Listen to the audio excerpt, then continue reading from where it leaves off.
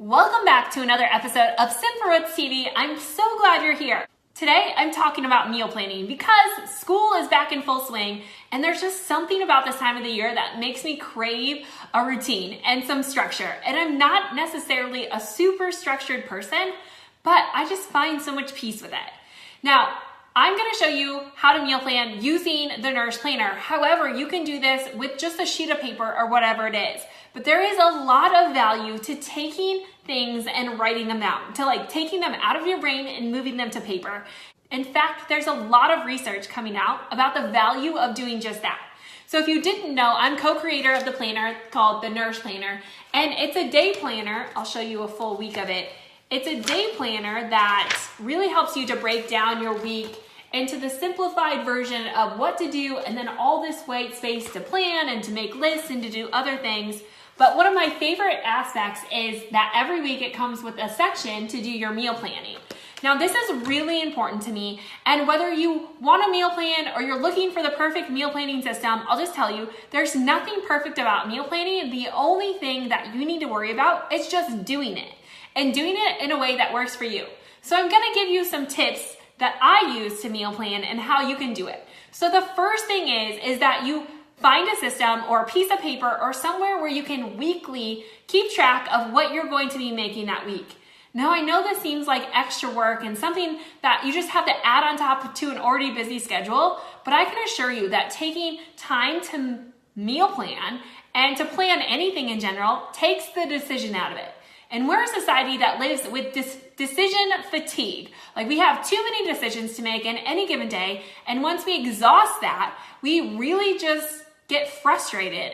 So you might fall into the trap of getting to the end of the day, you've made so many decisions, you're exhausted, and yet you come home and your kids are so hungry, and the last thing you want to do is figure out what to cook, let alone go to the grocery store to get the ingredients to actually cook it, so you fall back on takeout. Now, there's nothing wrong with takeout occasionally from time to time, but it can be hard on the budget and the waistline. So in order to prevent that, I am a huge fan of meal planning. Now, when I plan, it's not set enough that I have to eat that specific meal on that specific night. More often than not, it actually happens that way because it's just one last decision I have to do, and it's something that's already been partly done for me. The decision's been made, I just have to follow through and act on it. So here's some tips to meal planning is one, to know that there's no perfect system. Just doing it in any sort of fashion will help you make better decisions and really de-stress your life. Number two, for me, the whole point of meal planning is not to have to go from zero to a full meal every single night. The point of meal planning is that I have the food on hand so you don't have to go to the grocery store.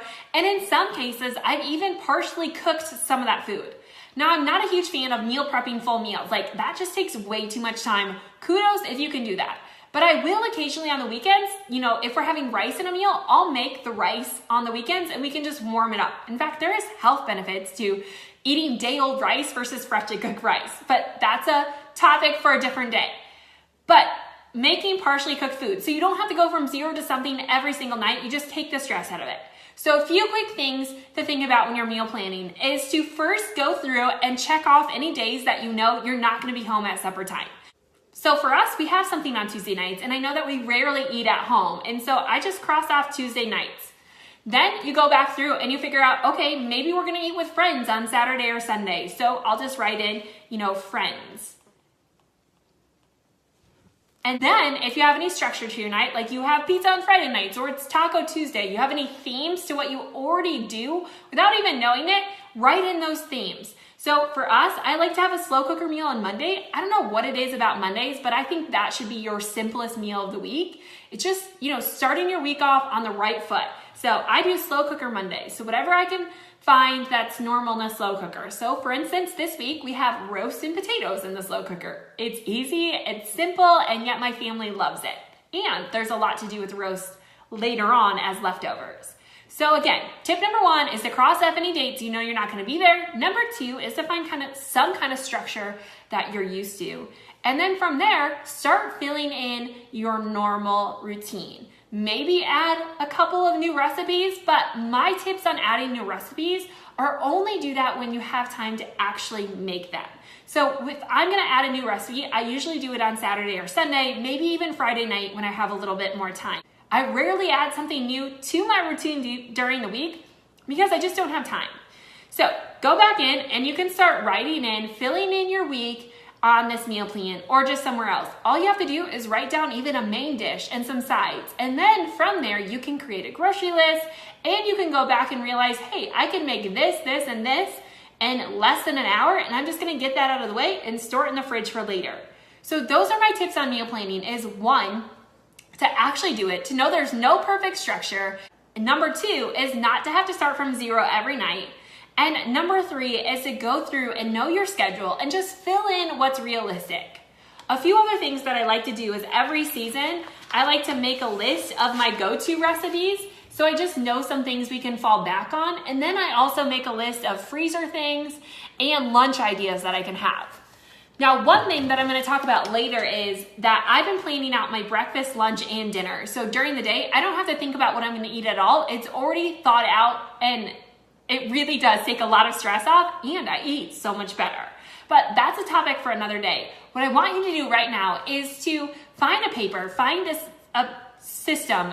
You can go to theNourished.com and print off a free week of the Nourished Planner, and you can just continuously print that off and write your meal plan in there. But your tip of the day is to meal plan. I can promise you it will save you so much time and so much stress and help you make better decisions. So that's my tips on how to meal plan. Now I want to know, what are your tips? What meals do you love to cook during the week, and how do you meal plan effectively?